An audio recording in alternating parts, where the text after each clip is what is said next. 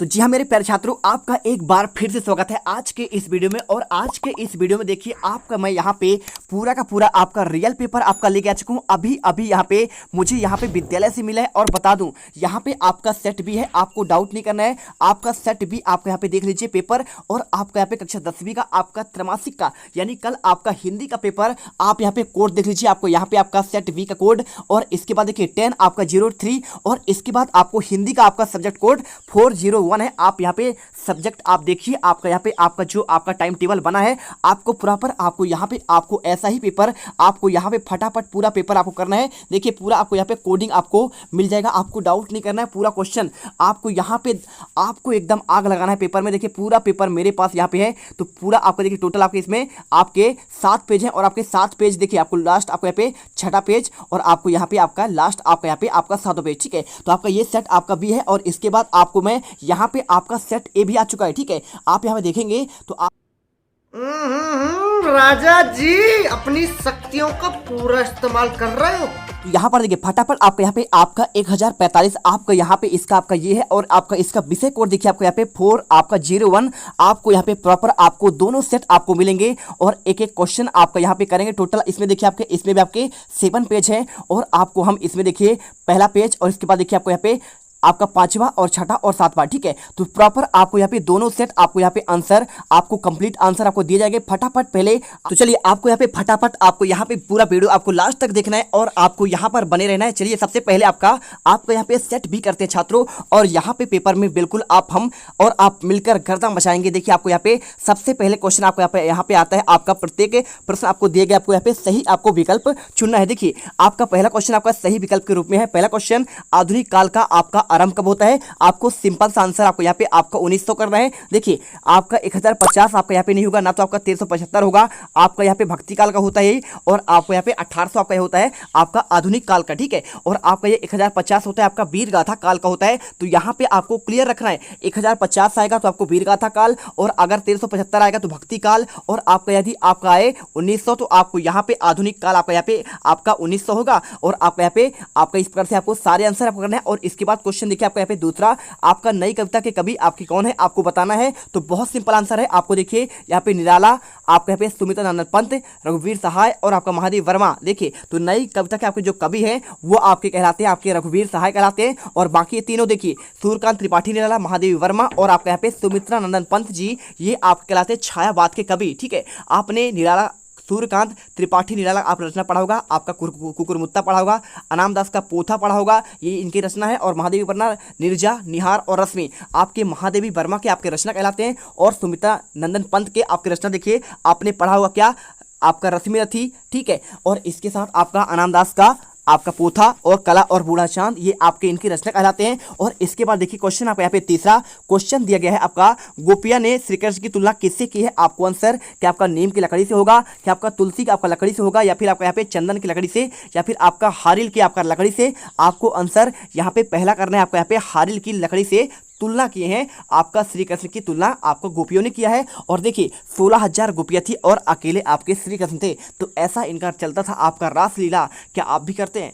तो आपका क्वेश्चन देखिए आपका यहाँ पे चौथा दिया गया, आपका यहाँ पे रसात्मकम वाक्यम काव्यम आपका परिभाषा किसका है? क्या आपका आचार्य जगन्नाथ का है, क्या आपका यहाँ पे मम्मट का है, या फिर आपका यहाँ पे आचार्य रामचंद्र शुक्ल का, या फिर आपका आचार्य विश्वनाथ का? ठीक है, तो आपको देखिए आपको रस को पढ़ते समय आपको जो आपको काव्य की आपके यहाँ पे आनंद की अनुभूति होती है उसे कहते हैं आपका यहाँ पे काव्य। और आपका यहाँ पे आंसर हो जाएगा आपका आचार्य विश्वनाथ होगा। और क्वेश्चन आपका यहाँ पे पांचवा आचार्य आपका देखिए संचार विभागों की आपका संख्या कितनी है? देखिए आपका यहाँ पे 31 है, 33 है, आपका 34 है। आपको आंसर देखिए आपको यहाँ पे लिखकर संचारी विभागों की संख्या कितनी है, आपको आंसर आपको यहाँ पे 33 करनी है। और इसके बाद देखिए क्वेश्चन आपको यहाँ पे छठा क्या लिखा है? वाक्य की आपको काव्य की शोभा बढ़ाने वाले तत्वों को क्या कहते हैं? आपको आंसर यहाँ पे आपका यहाँ पे छंद आपका होगा नहीं, लय तुक्तान आदि से बद्ध रचना आपको यहाँ पे छंद कहलाता है। और आपका देखिए आपको अलंकार क्या है? आपको काव्य को पढ़ते देखते सुनते समय जो आनंद की अनुभूति कहते हैं आपका उसे कहते हैं अलंकार कहते हैं। ठीक है, काव्य की शोभा बढ़ाने वाले तत्व को आपको यहाँ पे अलंकार कहते हैं। और रस क्या होता है? किसी काव्य को पढ़ते सुनते और देखते समय जो आनंद की अनुभूति होती है उसे कहते हैं आपका यहाँ पे आपका रस कहते हैं। और आपको यहाँ पे शोभा बढ़ाने वाले तत्व कहलाएंगे आपका यहाँ पे क्या कहलाएंगे? आपका यहाँ पे अलंकार कहला जाएंगे। और इसके बाद क्वेश्चन देखिए आपका यहाँ पे दूसरा आपको रिक्त स्थान वाले क्वेश्चन आपको यहाँ पे मिल जाएंगे। देखिए क्या क्वेश्चन लिखा है? क्वेश्चन आपको यहाँ पे दिया गया है पहला लय, ताल, छंद आदि से मुक्त रचना डैश डैश कहलाती है। आपको आंसर यहाँ पे आपको गद्य करना है। और इसके बाद देखिए सेकंड क्वेश्चन, नेताजी की मूर्ति डैश डैश कपड़ों में थी। आपको आंसर क्या आपका खादी होगा, खादी आपका नहीं होगा, यहाँ पे आपका आंसर आपका फौजी होगा। और इसके बाद देखिए तीसरा क्वेश्चन, समास के आपके कितने भेद हैं। आपको आंसर देखिए समास के आपके यहाँ पे कितने भेद हैं। आपके समास के भेद भाई साहब आपके 6 होते हैं। देखिए आपका अव्ययी भाव होता है, दूसरा आपका यहाँ पे तत्पुरुष होता है, तीसरा आपका कर्मधारय है, चौथा आपका द्वंद्व, पांचवा आपका द्विगु और छठा आपका बहुव्रीहि। ठीक है। और इसके बाद वीडियो अच्छी लगे तो वीडियो दिल से लाइक करिए, सब्सक्राइब करिए। गणित के पेपर में आप यहाँ पे गर्दा मचा कराएंगे, इसका मैं आपको यहाँ पे एक्सप्लेन आप दूंगा कौन कौन सा क्वेश्चन आपका फंसा हुआ है। और इसके बाद देखिए सूर्य की भक्ति डैश डैश भाव की थी। आपको आंसर क्या आपका दास भाव और क्या आपका साख्य भाव, आंसर आपको यहाँ पे आपको साख्य भाव करना है। और इसके बाद देखिए क्वेश्चन